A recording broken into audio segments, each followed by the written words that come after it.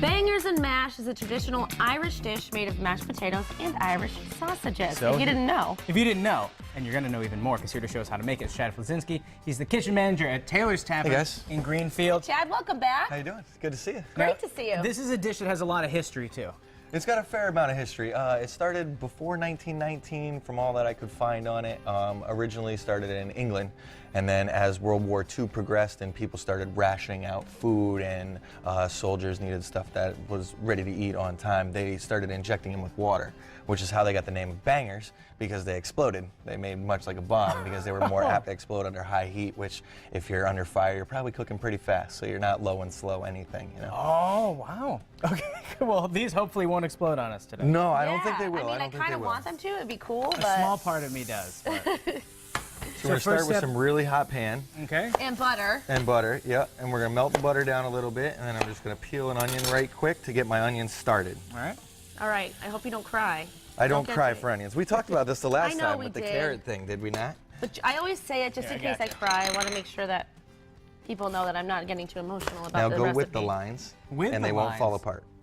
Right? So the onion has lines that go vertical or lines that go across. Wait a minute. When I'm doing onion soup, I like to go across the lines because it gives you more longer, stringier things. And when I'm going with the lines for sautés and things of that nature, because they tend to... Wait, have you told me this quicker. before? No.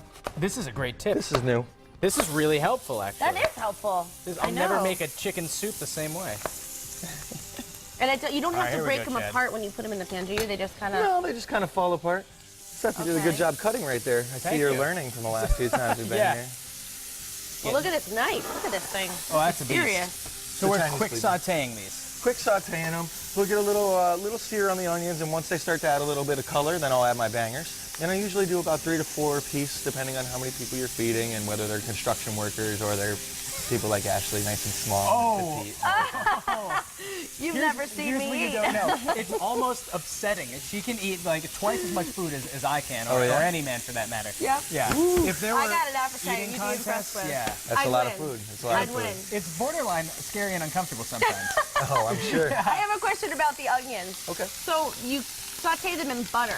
What if I were to saute them in olive oil? Would it give them a different flavor or a different It wouldn't give them quality? that much different of a flavor. Quality-wise, might be a little bit healthier, obviously. But I see how they're getting really brown. I tend to not be able to get them like that when I do cook with olive oil. It's the fat in the butter that allows it to brown, because what's happening is you're separating the fat from the liquids, from the water, essentially, and it happens, if you ever made a cheese sauce at home, you make your homemade mac and cheese and you taste it, it's kind of grainy. It's because your dish was too hot and you separated the cheese. You took all the water, came to the top, and all the little beads of fat go to the bottom, and that's what burns. And so that's why you see the crust on things. So it's kind of the same effect with butter when you're working in a pan. When you want to caramelize onions or caramelize a vegetable, you're going to be looking to use butter more so than olive oil. So I will use butter. I tend to use olive oil, but I will use butter because sometimes it just doesn't matter if it's healthier or not. Flavor is always that flavor, good. right? Yep, yep. Now, did you pre-cook these sausages?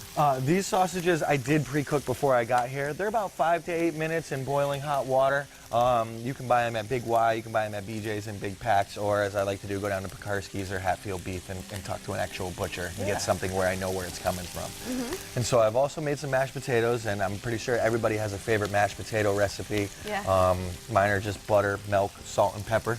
Nice and basic, real simple. I think a good amount of butter also goes a long way in there. So That's there's true. more Yeah, than yeah, that. I know. So So- that's where the mash comes in. Yeah, That's where the mash comes in. Now I So I'm going get to it. sear these off. And the only part that we have left is the gravy. And the gravy itself is very nice. Well, you know what? We'll let you cook this down. We'll check in. We'll make that gravy in a little bit. But also... Welcome back to the show. We're back with Chad Flazinski from Taylor's Tavern in Greenfield. We're finishing up the Irish dish, bangers and mash. Smells great in the kitchen. Oh, so good. Smells pretty good. So we're almost done. I have a little bit of butter that I melted down. I'm going to start my roux, which is the thickening agent that I'm going to use for my Guinness gravy. Now, I learned this trick from my mother, and she taught me if you melt down your butter, and then you add enough flour until it's a wet, sandy beach. So we're going for wet I know sandy exactly beach. what that's like. Just before you get into the ocean, you're walking along a beach, and you step in, and the sand kind of seeps in a little bit. That's what we're looking for wet sandy beach. If But it's you don't too want to stick thin- your feet in to see if it's the right I was going to texture. say, I don't have shoes on, so I could pop in He there if already you got want. a nice foot soak. Yeah, so. I don't need a second one. No. So we're at wet sandy beach consistency? We are wet sandy beach consistency, and so now I'm going to add a little beef stock first, just to kind of give the roux something to grab onto and do a little heating, and this will take about a minute or two to come back up to temperature. Now, if you don't have your own beef stock, how about a bouillon cube? A bouillon cube will work great. All right. You can also use water. The Guinness is really where all the flavor is. Okay. So that's what we're looking for, is the Guinness style. So I'm Okay. going to let this come to a little heat. And my bangers and mash are pretty much caramelized and seared out really nicely. Oh, yeah. Really I have nice. some nice Those mashed look potatoes great. here in this pot. And that'll go with you do it everything else. easy. What did you say? Salt, pepper, a little bit of milk, And butter. and butter. That's it. And that's it. Easy enough. I'm a big butter fan. Why? Why not? I mean, it's tough not to be a butter Exactly. fan. So I'll go ahead and give them a little bit of mashed potatoes here. So if people missed this earlier, I think a lot of people think this is an Irish dish, but you were saying it's English in tradition, technically. English in tradition, and then it gained popularity in the Irish culture around World War II. And they kind of took it to another level by adding water for their rations for their soldiers, and hence the reason why they're called bangers, because they used to explode under high heat. And we didn't have any mishaps or misfortunes today, though. No explosions. No explosions. The new goodness. sausage is not done that way anymore. They no longer add moisture to sausages. It's usually just beef and bones and ground fat. You just sold it there. And there's a gorgeous picture on our Facebook page. Yeah, of head it. over. I took that earlier. Gorgeous. Thank Look at you. that. I want to eat it. Well, you know, I took Sandra's tips that she said earlier about how to Oh. take better pictures, so it's on our Facebook page now. And if And you it's on our missed it- Twitter, too, because I'm learning how all this works. Nice. Oh, that looks amazing. The butter made those onions perfect. Do Huh? you guys do onions? Are you guys big Yeah. fans Oh, of do caramelized we? onions? Am I a onions. fan? The See, more the better. Ashley will eat that whole plate. Maybe both Guaranteed. plates.